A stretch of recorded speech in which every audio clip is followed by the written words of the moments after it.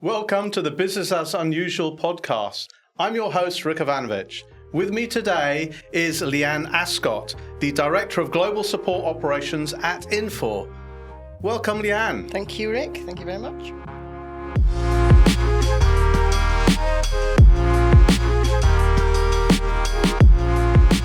Now, that's a big title, okay, and which I think underlines that you've had a bit of a journey to get there. Yeah, I have. I think.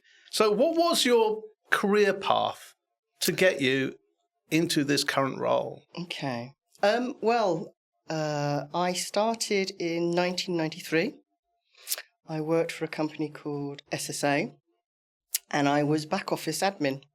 So I kind of looked after sales and their customers. I did some VDU work, so I got to understand the customer base. I later moved into resource management, so I then was looking after professional services. And then one day I thought I'd like to learn about the product.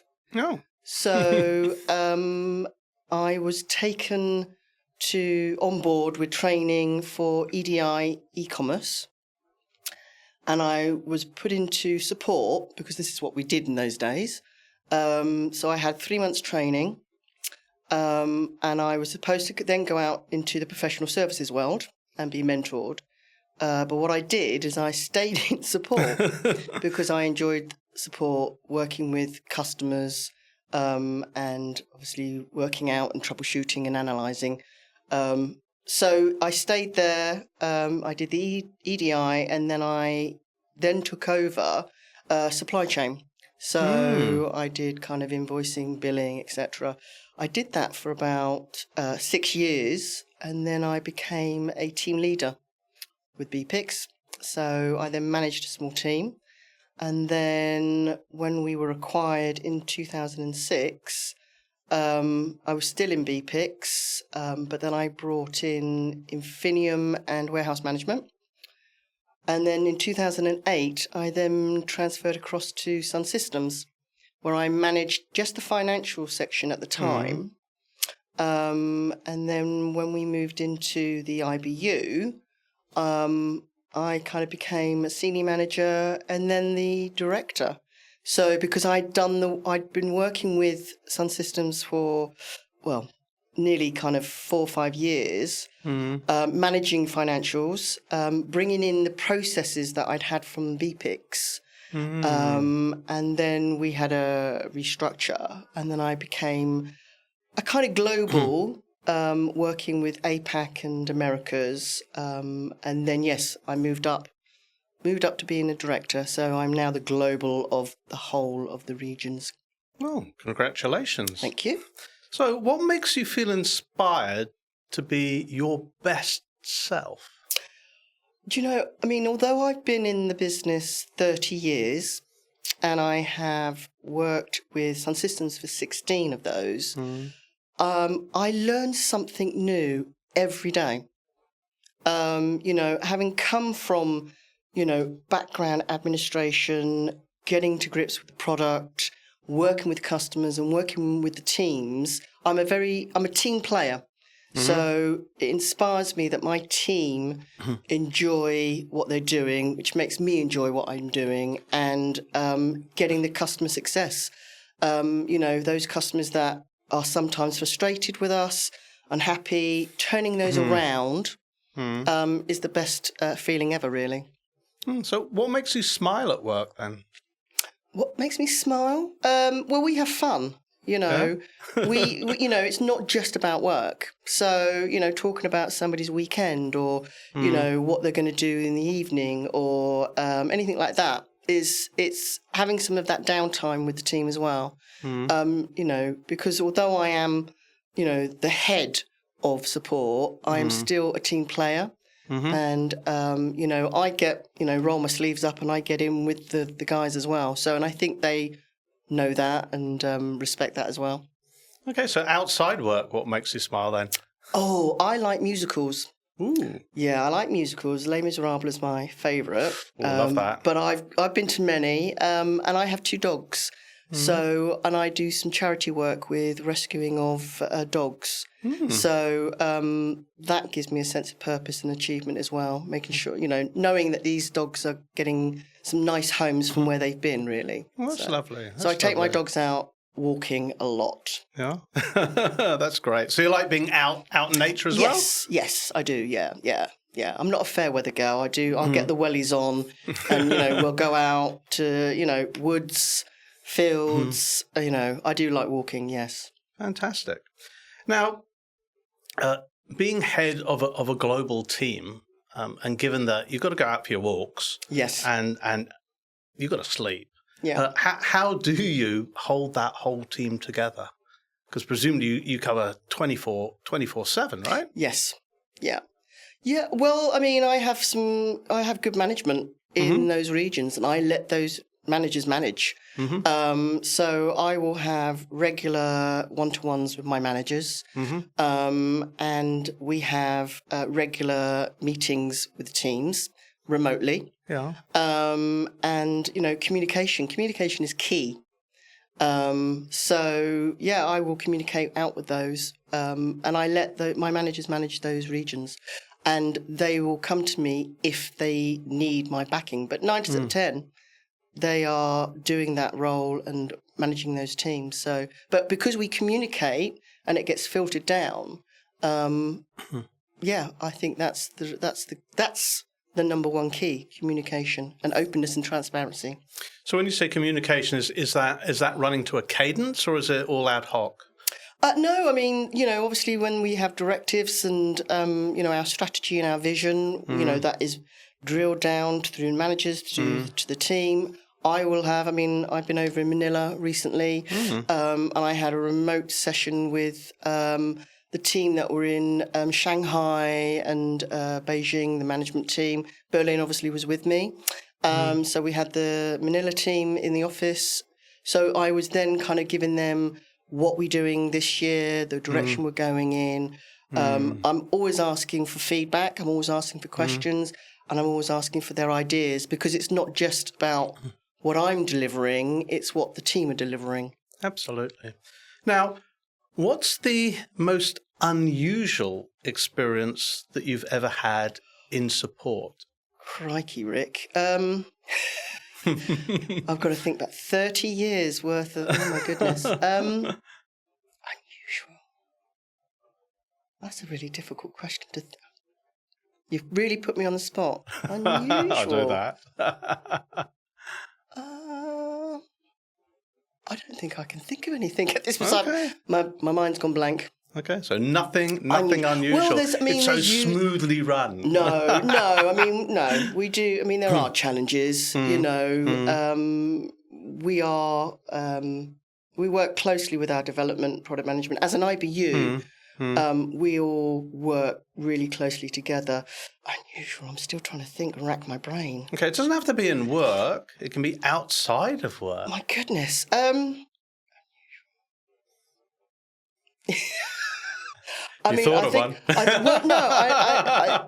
Unusual, and it's not in a kind of where we first brought in our multi-tenant cloud, early release. Not unusual as such, but it was good to see. Yes, we were having some issues, and that we all sat together, whether it was remote, on Teams, and we all worked as a unit together to get to the end conclusion. And it went into, kind of early morning, but it was the first time that this issue had kind of really cropped up. Nobody was expecting it. And it was just great to see, I was on a call. I think I started at something like 5 o'clock in the evening, and we went through until about 1 o'clock in the morning.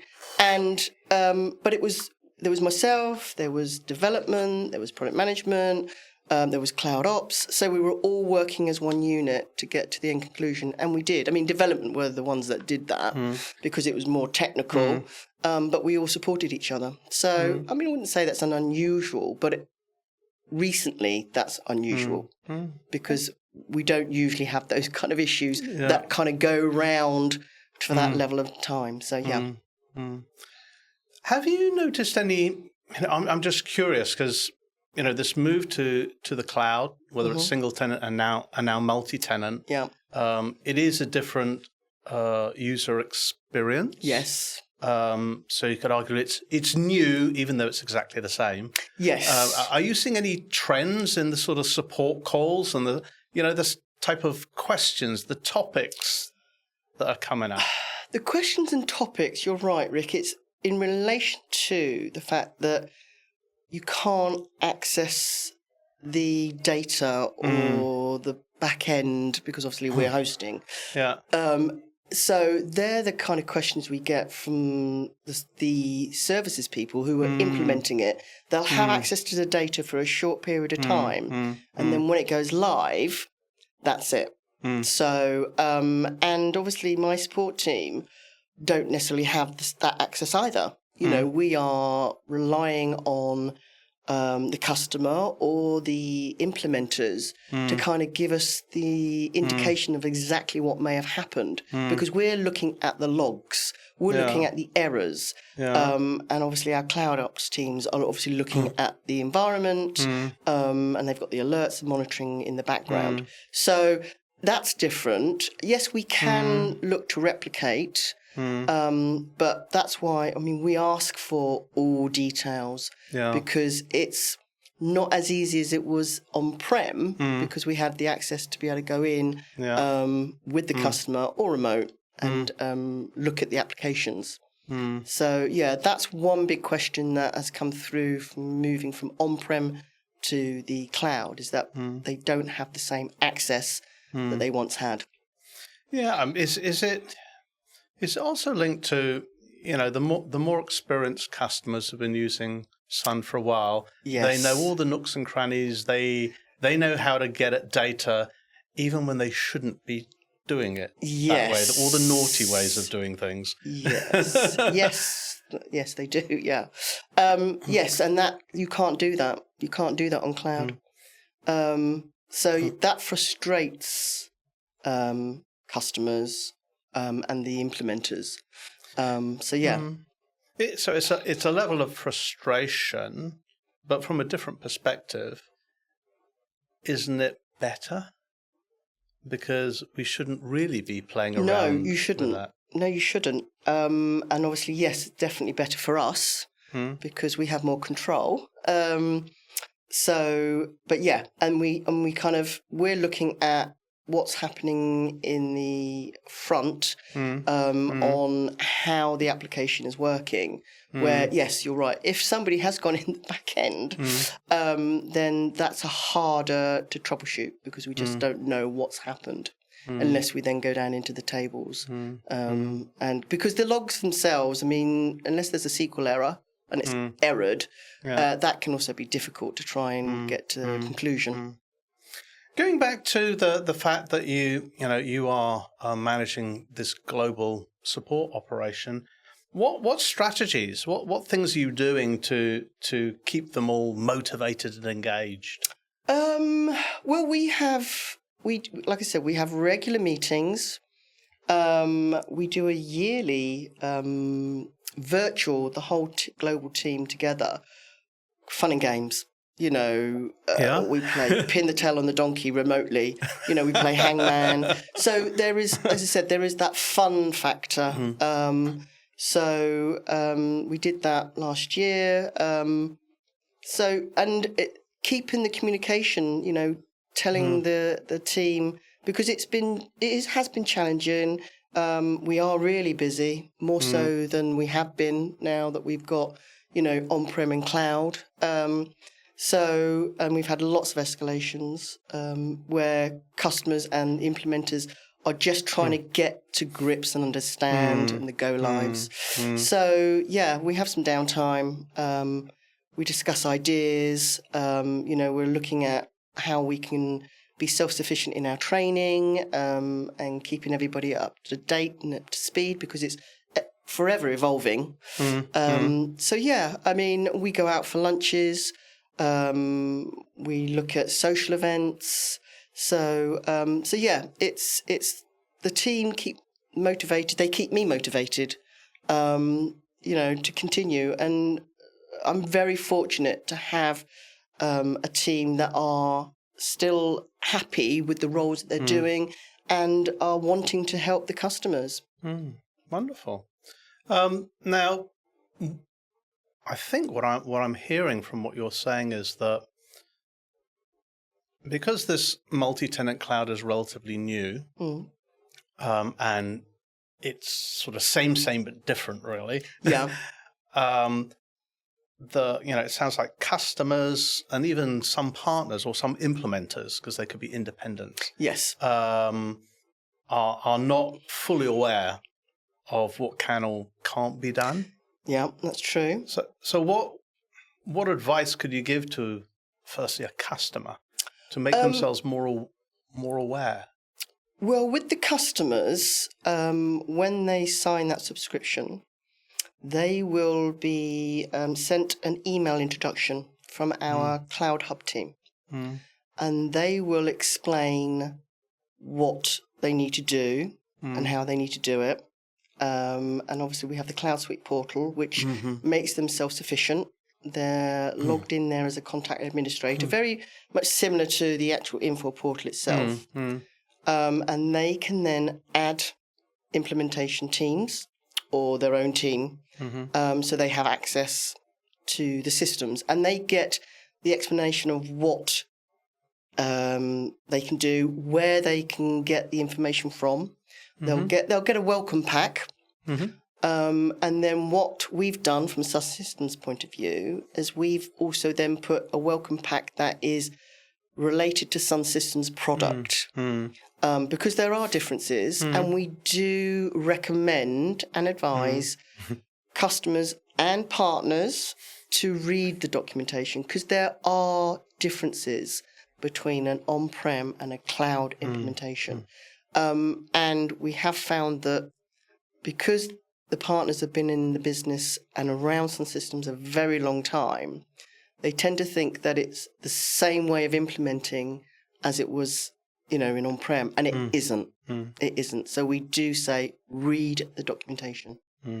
So that's the best advice I can ever give to anybody that's just starting out on the cloud journey. So it sounds like, sort of the biggest mistake people are making, whether you're a customer or a partner, is because you have prior knowledge of the product, you assume it's going to be absolutely identical. Yeah. And who's bothered to read the documentation anyway? Yeah. Yes. I mean, and that is one of the biggest frustrations that we get from the partners of, well, it worked this way. We're still expecting it to do that. And it's like, no, it doesn't. No, it doesn't. Okay. Now, how do you measure? What metrics do you use across your support organisation? We have a customer success survey. There's 5 questions on that, with obviously service delivery, how the consultants worked, how the product is. So there's 5 questions because we've simplified it. So it's a customer satisfaction and it's a 5 out of 5 basically. So and one thing I am very proud of my team is that we do consistently hit above our target, which is 4.7. We're around 4.8 or 4.9 out of that 5. Because again, the team that I have, they know Sun Systems, they know the customers, they know the partners, so they have a really good working relationship. So I'm very proud to say that we do hit good customer success. Fantastic. Now, customers, they come to you for all sorts of things. Some of them may be support, and some of them may not be support. Yeah. They may even come up with ideas. Yes. Okay. So when they're coming up with ideas and suggestions, how do you handle them? How does that get into a development pipeline or for someone to have a look at it? We have a separate tool within the info portal called the Enhancement System, ERS. customers will log an incident to start with. Mm. And we will then request that goes into the ERS. We will either do it, or we will ask the customer or the partner to do that, because they can give and put the details of exactly what they're looking for. That then goes through to product management, and they are actively working through those lists to see if it's something that's feasible to be put into the product for future release. Okay. All right.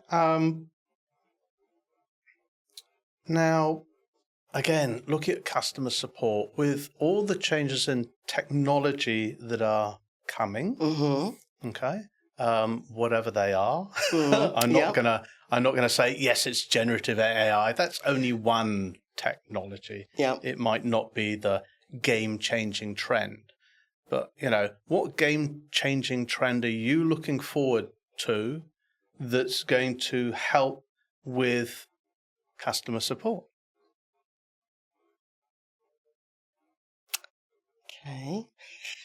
Well, I mean, we're moving across to ServiceNow, which I believe, a lot of our customers and internally are working with. So we are being trained on that now for our new portal, which is going to give us a lot more reporting, measurements, etc.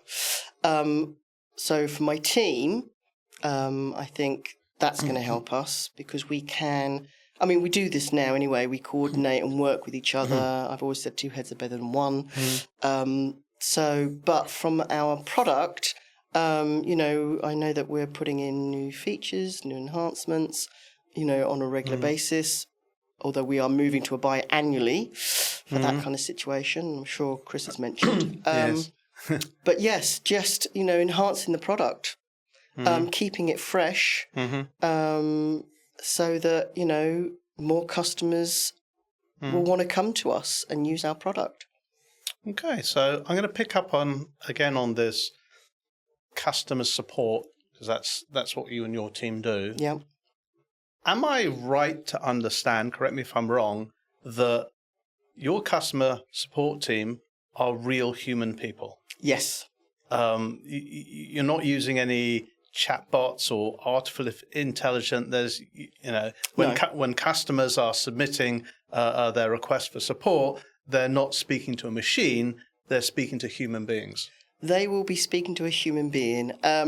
Obviously, we use web-based, so they can log the incident 24/7, 365 days a year. That goes into a queue.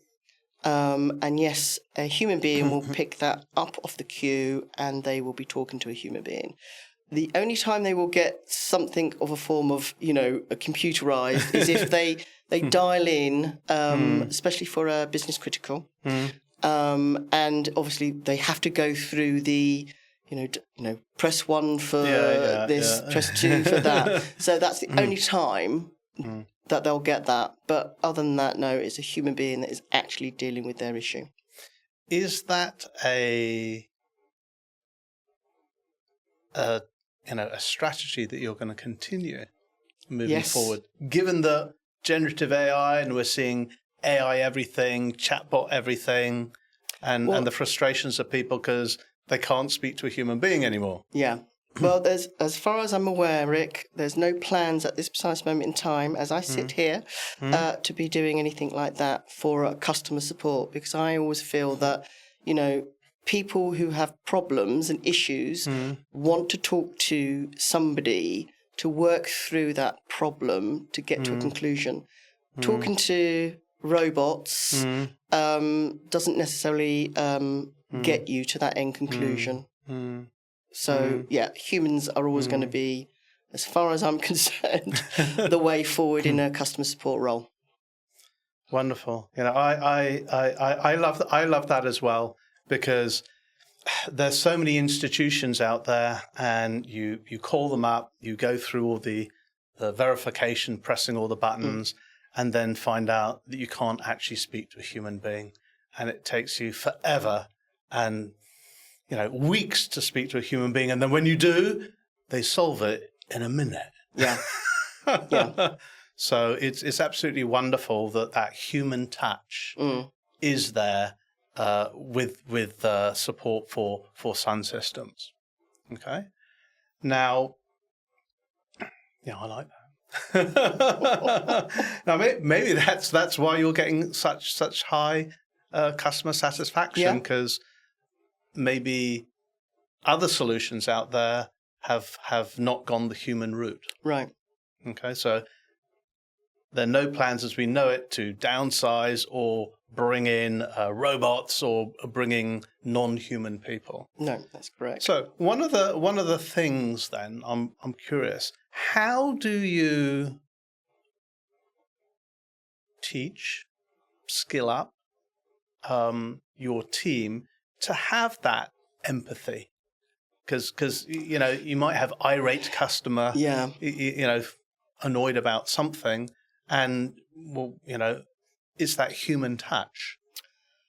That's a very good question, Rick. I think a support person has that kind of empathy and caring kind of nature. I think you have to be to work in support and understand, walk in that person's shoes. I think we've all had to call something in our personal lives, whether it be a mobile phone or, your TV or something, and you need to call through, and ask for help. Yeah. And I think, some of those people that work from a checklist, that do like a robot fashion, they can help you, but they don't necessarily answer the questions that you're asking for. So I think you have to be that kind of a person to kind of work in support. But yeah, I mean, we do have training courses for the teams to go on, especially when they join us. We have onboarding so that they get to experience and know how to deal with a customer, how to deal with irate. I'm always saying to my team, don't take it personally. It's about the product, not about you as an individual. And we all have off days. So, it's just listen to the customer's concerns. And all we try and do is help that person. So, we don't deliberately go out of our way to upset anybody. But they do have training and we talk to each other. So if they have had a hard session with a customer, then we can talk it out and work out, what our next plans are. And it's a team. We work together as a team. So not one individual is on their own feeling stressed with regards to how they're coping and dealing with an issue. So it sounds like, it's a specific type of person who should be going into customer service. So for those of the people listening in who, maybe they're still at university or, looking for their first job, and they think, this customer support sounds wonderful. I want to roll like Lianne. Yeah. What advice could you give to them? Well, the advice I would give them is that, it's you like talking to people, you like troubleshooting and fixing problems. So, and the achievement of helping somebody get to the conclusion that they want to be at. I mean, that could be anybody, but definitely somebody who likes helping other people. Great. Now, you've had a successful career to date. Okay, very successful career today. What was your biggest failure along this journey? But more importantly, what have you learnt from that experience? Okay. Well, I started, when I went to college, I went in to do secretarial. So I've got a diploma in typing and shorthand and, those kind of things. And I started working with a company where I was a PA. And I felt that it just wasn't for me looking after one person.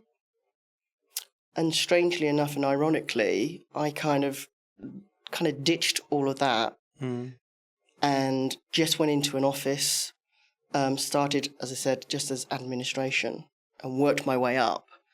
And then realised that I was helping not just one person, but many. So I wouldn't say it was a failure, but I guess the direction that I went down when I left my schooling in college, I kind of dropped all that and then just literally went into an office with no real qualifications in that extent, and just worked my way up. That's wonderful. But, I find that, with young folks, just coming into the workforce, whether they've got a degree or they haven't got a degree, it really doesn't matter. Yeah, no, I agree. They really don't know what they're doing anyway. No. And even if they've gone on a course of study to do X, there's no guarantee they're even going to like it. True. Because they've never done it before. Yeah. So when people come in, they need to sort of find out what they like and what they don't like very, very quickly. True. So again, you folks listening in on this, if you're in your first or even your second job and you're not particularly happy with it, don't stress about it. It's pretty normal. Yeah. I mean, going back to our time, some decades ago, it was pretty normal to, change jobs a bit. Yes. And yeah, I find these days that, people say, oh, this younger generation, they're always changing jobs. It hasn't changed. No, it hasn't really. It hasn't changed.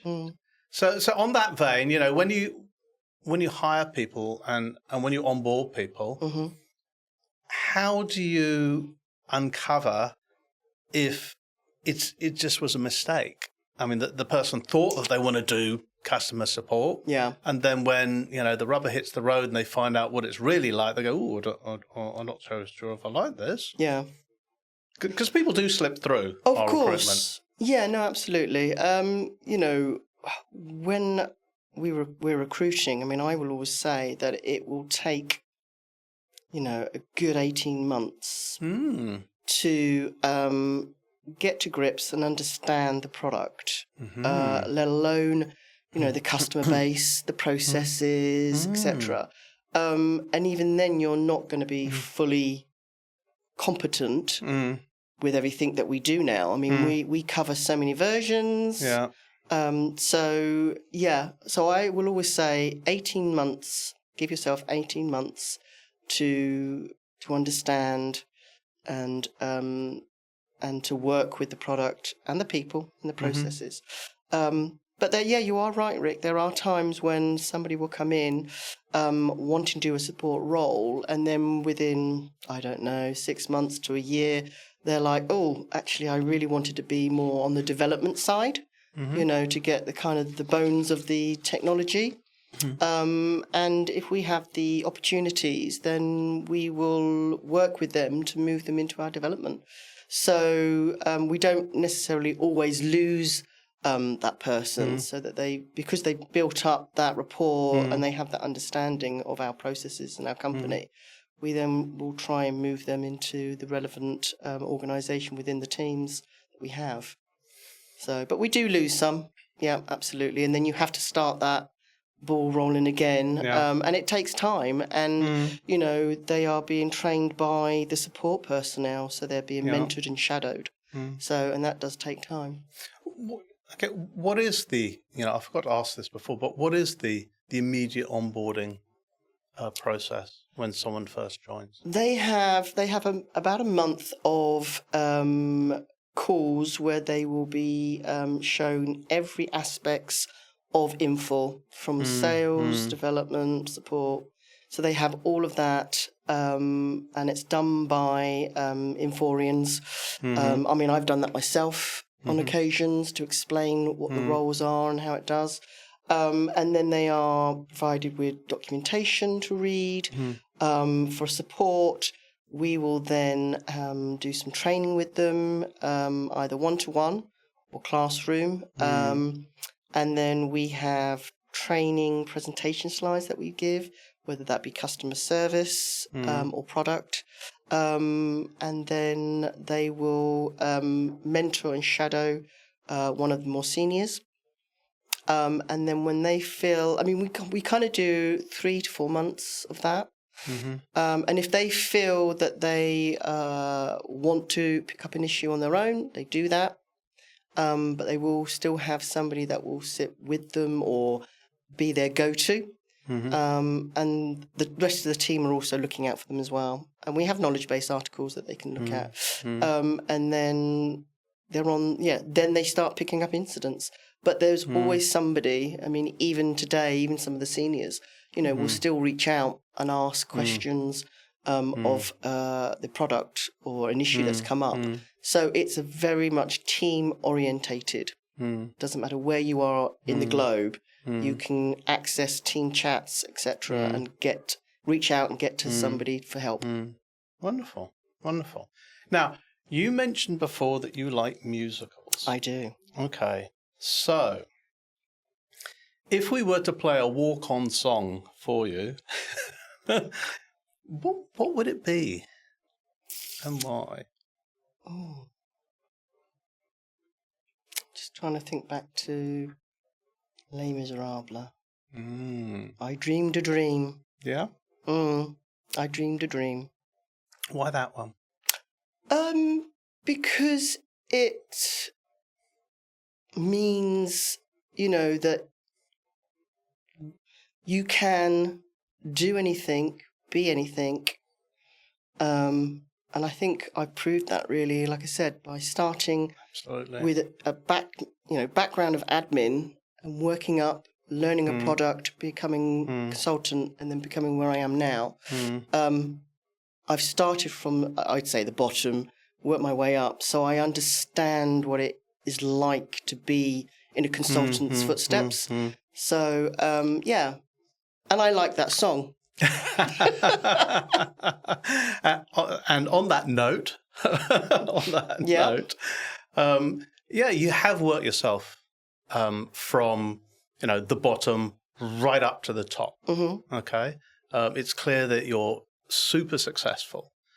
Now, for anyone starting out in their career today, irrelevant of what it is, what's the one piece of advice that you would want to give them? Treat people how you want to be treated.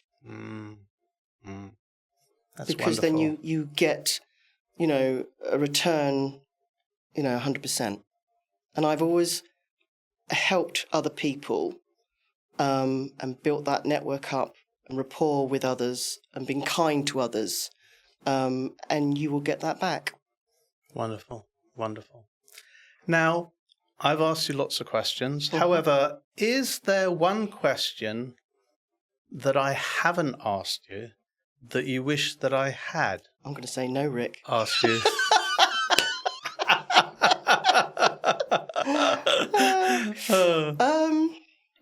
Is there a question you've asked me that? So what question didn't I ask you that you wanted me to ask you? And whatever it was, how would you have answered it?